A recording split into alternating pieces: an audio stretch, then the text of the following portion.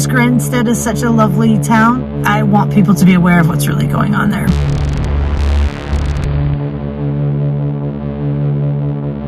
They would only be allowed to sleep a couple of hours a night.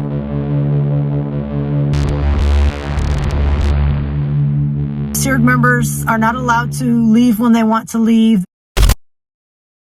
Some were thrown into the pond. Hello, my name is Rachael Hastings, and I am doing this video regarding the presence of Scientology in the UK.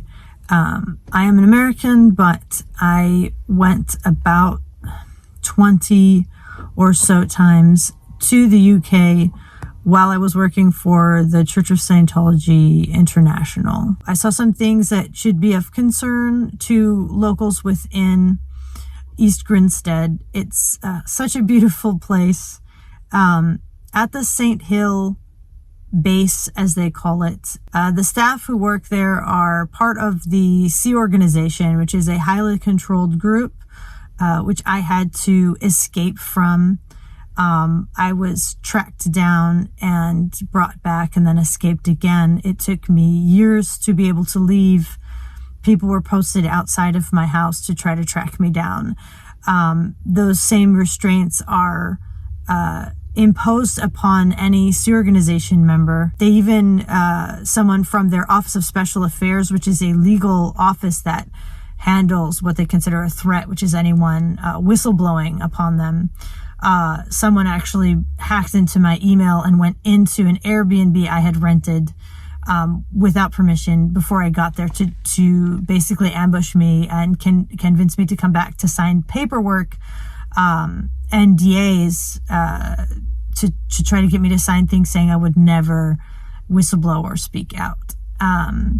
The staff there in the UK who I worked with every year, 1 to 3 times a year, over 15 years, they would be paid, the US equivalent is $46 US a week, and we're expected to purchase all of their hygiene products, undergarments, at soap, things like that, essentials. The food was often not good. One time when I was there, we ran out of, it was for that International Association of Scientologists week, we ran out of food, and they served us cubes of processed ham and shredded cheese only for a full week, all the while receiving massive donations at the patrons' ball they were having, massive donations from people around the world who fly in there to be a part of that project. So I can say firsthand that the videos that are created, because I worked on hundreds of those videos all around the world, in the UK, in Europe, in the Americas, in Asia, all over.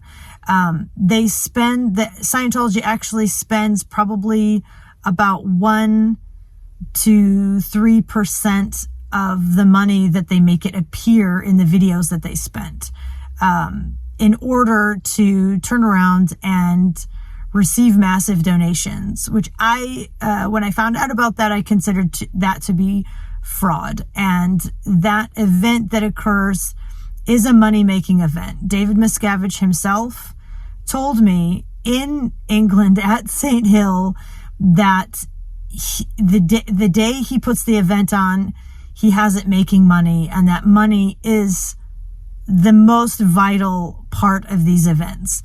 And the charity event and the entire weekend and the videos created and the concerts and the performances, they are all in order to put together a vehicle for eliciting very, very huge, massive donations from everyone. The Scientologists are not allowed to leave that tent without making a donation.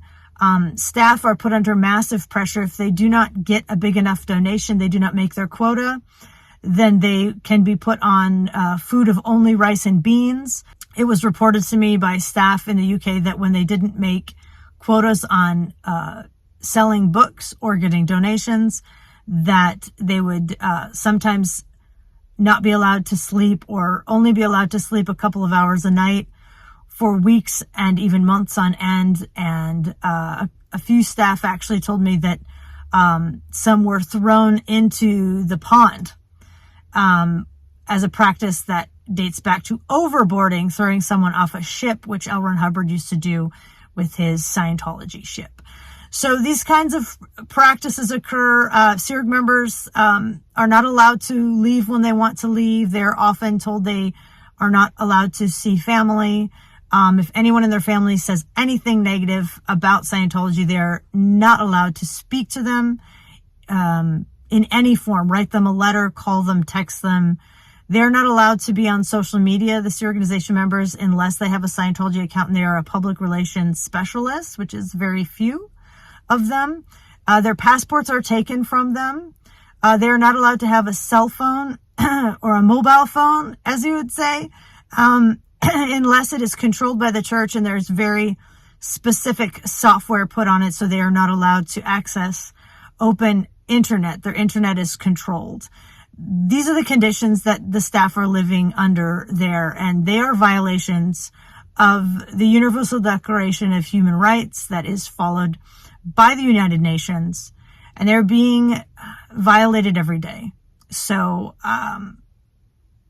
I wanted to bring this up because I love the UK, and I think East Grinstead is such a lovely town, and I want people to be aware of what's really going on there.